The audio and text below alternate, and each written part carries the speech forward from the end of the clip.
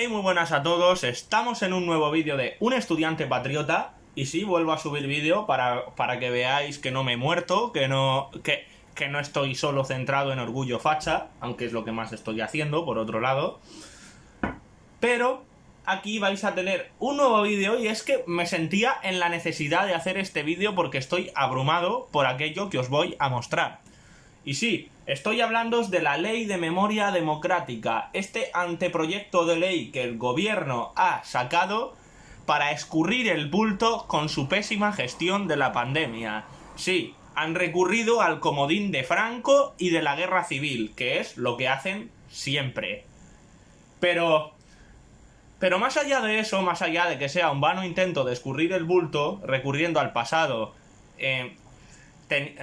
dando a entender su absoluta ineficacia para resolver los problemas del presente, más allá de eso, esta ley ha resultado ser una aberración en el marco, incluso en el marco jurídico y en el marco legal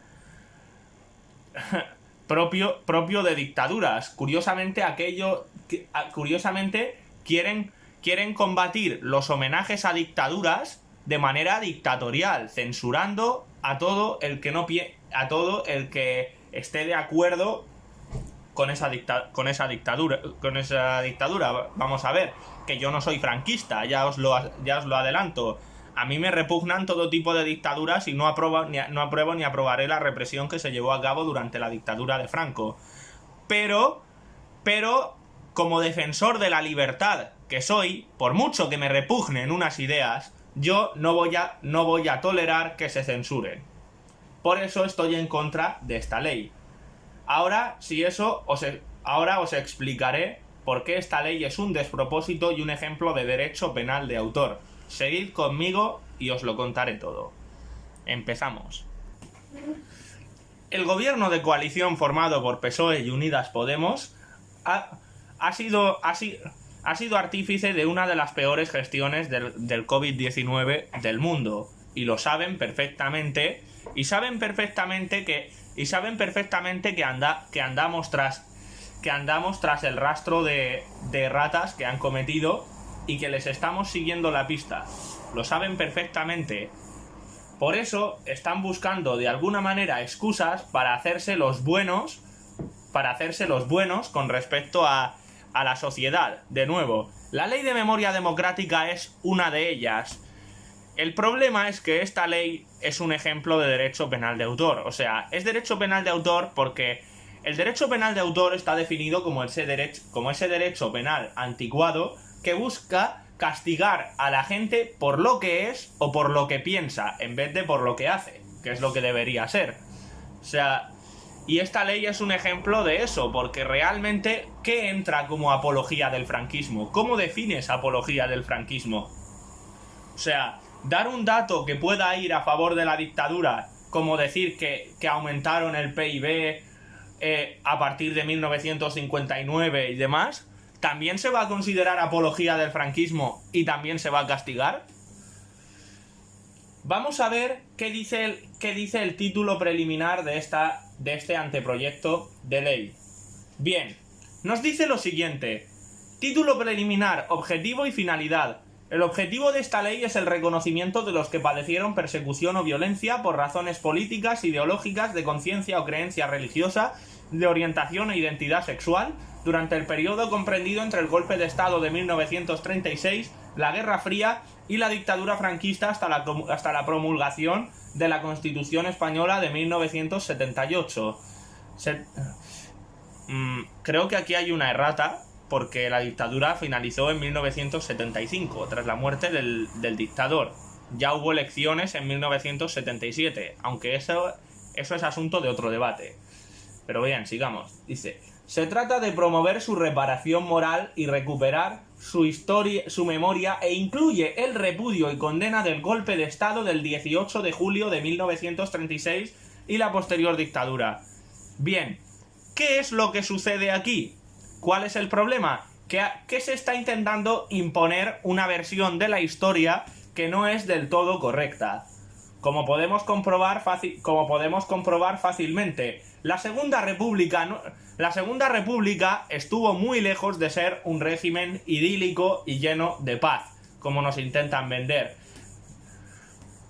Por poner un ejemplo, el historiador Fernando del Rey analizó en su nuevo y documentado ensayo la violencia que se generó en la retaguardia republicana y cuenta cómo se asesinó a 7.000 religiosos durante la Segunda República.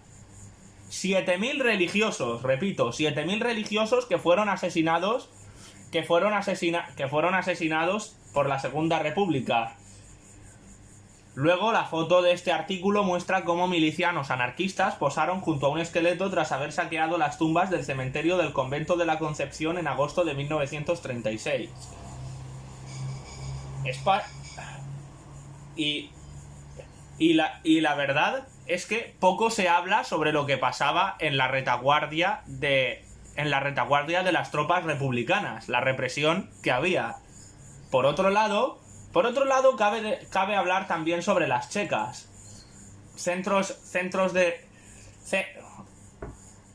Bien, ¿qué eran las checas en la Segunda República? Las checas en la Segunda República, no sé exactamente si las llamaban así por aquellos tiempos, pero eso no cambia lo que eran.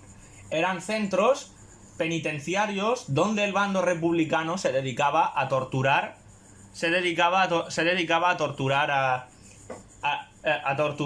y a asesinar a miembros del bando nacional. O sea, esto tampoco lo menciona por ninguna parte la ley de memoria democrática. O sea, si queremos una memoria democrática, tenemos que tener memoria de absolutamente todo. Y sí, se habla de torturas psicodélicas de las checas hasta en Lo País, un diario nada sospechoso de ser franquista, ni fascista, ni nada. De hecho, según se cuenta, las checas adoptaban formas geométricamente psicodélicas para aumentar la sensación de mareo y de tortura. Vamos, eran todos unos angelitos los republicanos. Claro que sí. Los crímenes de un bando no justifican a los del otro. O sea, eso hay que tenerlo siempre en cuenta. La guerra civil no fue una guerra de buenos contra malos, fue una guerra ideológica, una guerra en la que dos bandos se enfrentaron por imponer su ideología. El bando ganador impuso su ideología porque estaba claro que era lo que iba a pasar, ganara quien ganara, se iba a imponer la ideología del ganador y el resultado final no iba a ser una democracia. Y tuvimos la dictadura franquista, sí, pero si hubieran ganado los republicanos, seguramente habríamos sido un país satélite de la URSS, de la Unión Soviética. O sea, durante la Segunda República se cometieron también verdaderas atrocidades. Se saqueaba absolutamente todo, se quemaban iglesias, había delincuencia por las calles, represión y violencia callejera por parte de ambos bandos, y el detonante, el asesinato de José Calvo Sotelo, al cual miembros de la Guardia de Asalto sacaron de su casa y asesinaron a disparos.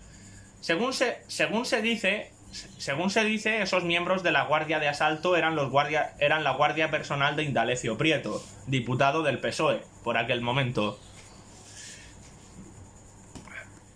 Y sí, señores, las checas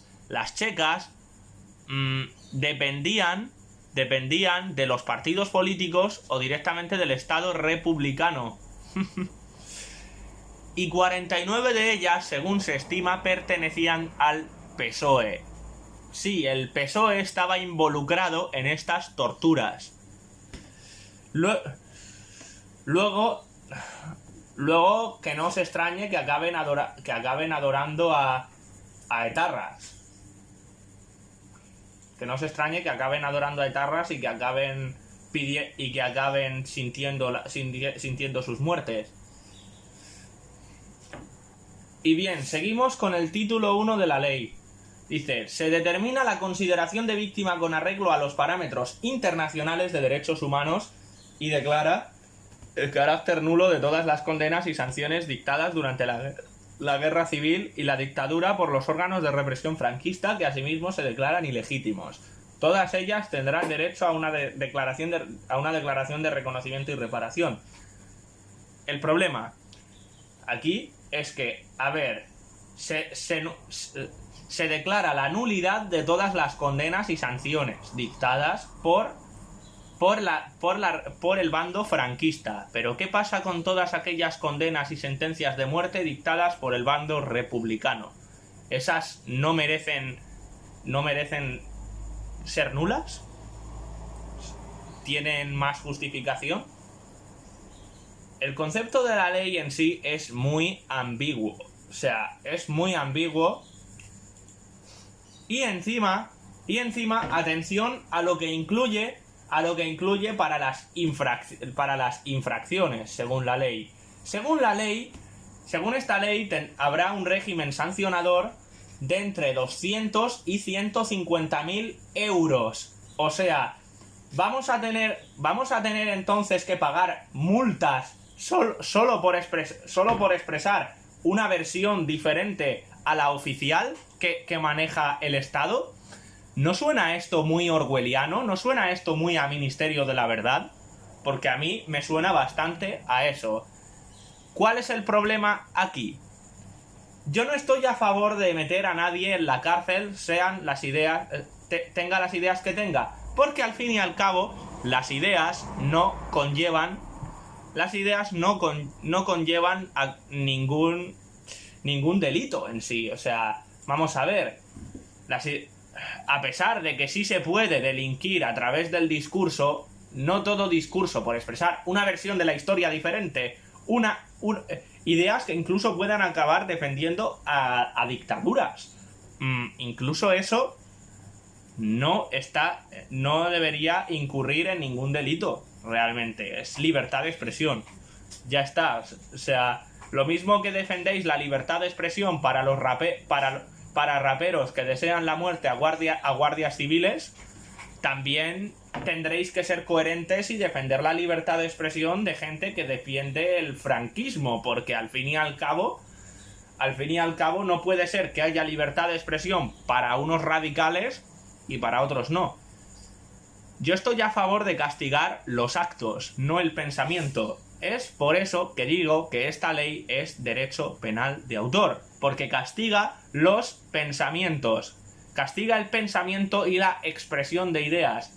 Las personas son juzgadas por lo que son o por lo que piensan y no por lo que hacen. Por eso esta ley no puede tener cabida en una democracia. Yo tuve un debate con una persona por Twitter ayer sobre esta ley y le expliqué básicamente eso. Que por mucho que no te gusten unas determinadas ideas o que te parezcan aberrantes, si te parecen aberrantes, rebátelas si tienes argumentos para hacerlo. Pero no pidas que sean censuradas, porque al pedir que estas ideas sean censuradas, luego no te puedes quejar si estas personas alegan que se les está censurando por parte del aparato estatal, porque va a ser verdad, les están censurando y les han metido a cascoporro una ley que les prohíbe expresarse libremente. Vosotros imaginad por un momento que cambiamos la situación y resulta que cambiamos la situación e invertimos los papeles. Se aprueba una ley contra la apología del comunismo, y Vox será quien decida, o sea, Vox sería quien decidiera qué es comunismo. O Vox o quien fuera que fuera de la derecha. O sea, alguien que tuviese una ideología política y que no fuese imparcial. ¿Qué creéis? ¿Que apoyaríais esto? ¿Apoyaríais esto? ¿Apoyaríais que un partido político decidiera lo que es o lo que no es apología del comunismo y que metiese en la cárcel a todo el mundo que defendiese dictaduras comunistas? Que vamos a ver, yo he discutido con muchísima gente que defiende dictaduras comunistas y la verdad me parecen sinceramente repugnantes esas ideas. Pero como bien os digo, soy un defensor de la libertad. Yo defiendo la libertad de todo el mundo de poder expresar sus ideas, siempre y cuando no haya amenazas ni haya acoso hacia nadie. Eso sí que debe de estar penado y ahí debe de estar el límite, pero ya está.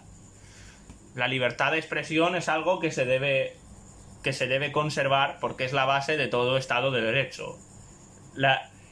El poder discrepar, el poder criticar al poder. Ahí está la clave. Incluso si eres franquista. O sea, incluso si eres franquista o comunista o nazi incluso, deberías tener la posibilidad, deberías tener la libertad de expresarte. Eso sí, si cometes actos violentos por tu ideología, obviamente tendrás que ir a la cárcel, pero por el mero hecho de expresar esas ideas, no se tiene por qué enviar a nadie a la cárcel. Querer juzgar y procesar a todos aquellos simplemente que defiendan la dictadura, que tengan ideas a favor de la dictadura, es totalmente antidemocrático. Al fin y al cabo, la superioridad de la democracia es que la democracia da cabida a todas aquellas ideas, incluso aquellas que quieren destruirla. Esa es la superioridad de la democracia. Yo considero esta ley profundamente antidemocrática y, según parece, expertos también avalan mi punto de vista, advirtiendo de que la ley de memoria democrática atenta contra la Constitución, porque al fin y al cabo se hará una discriminación ideológica a todos aquellos que defiendan la dictadura. Vamos a ver, hay argumentos de sobra para rebatir a los nostálgicos del franquismo, así que denota que sois bastante inútiles si lo único que se os ocurre es prohibirles expresarle a golpe de multa. O sea, dice bastante poco de vosotros.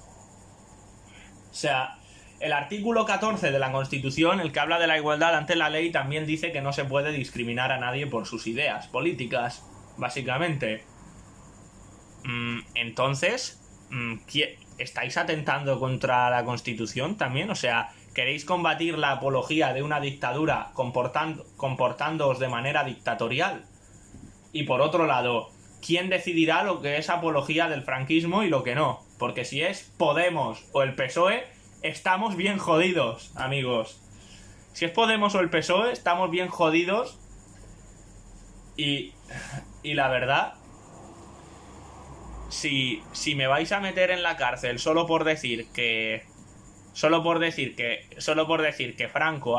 Franco con el plan de estabilización de 1959 subió bastante el potencial de España, subió bastante la economía de España, si esto se puede considerar apología del franquismo y me vais a meter en la cárcel, dejaos de tantos rodeos, al menos. O sea, o una multa, madre mía. Ya veis, y luego ese dinero, seguramente, el dinero que se saquen con las multas, seguramente irá a los chiringuitos. Ya sabemos que irá a los chiringuitos de siempre. Y a lo que le interese al Estado financiar. Pero, aparte de este gobierno que cada vez tiene tintes más totalitarios, ¿quién más defendía que a la gente se le juzgara por lo que piensa? Vamos a ver.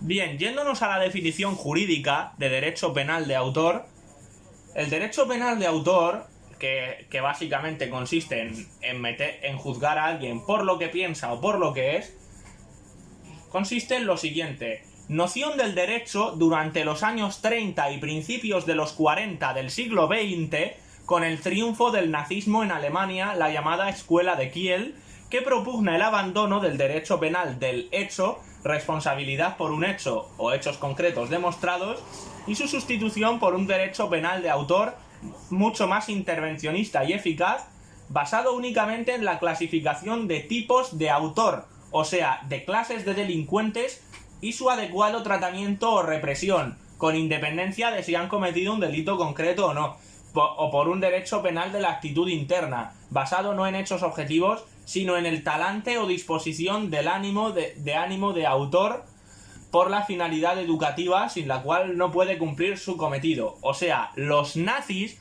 defendían esta misma postura que está defendiendo el gobierno de querer meter en la cárcel a todos los que tengan un determinado pensamiento. Bueno, en la cárcel no, perdón, pero sí juzgar a todos los que tengan un determinado pensamiento y... o, por ejemplo, la ley de violencia de género, que es otro ejemplo de derecho penal de autor. E imagino que los que me veis a menudo ya sabréis por qué hablo de derecho penal de autor respecto a la ley integral de violencia de género. Pues bien, es interesante ver que el gobierno está intentando penar la apología a una dictadura, comportándose de manera dictatorial y asumiendo un derecho penal de autor similar al que tenían los nazis. O sea, básicamente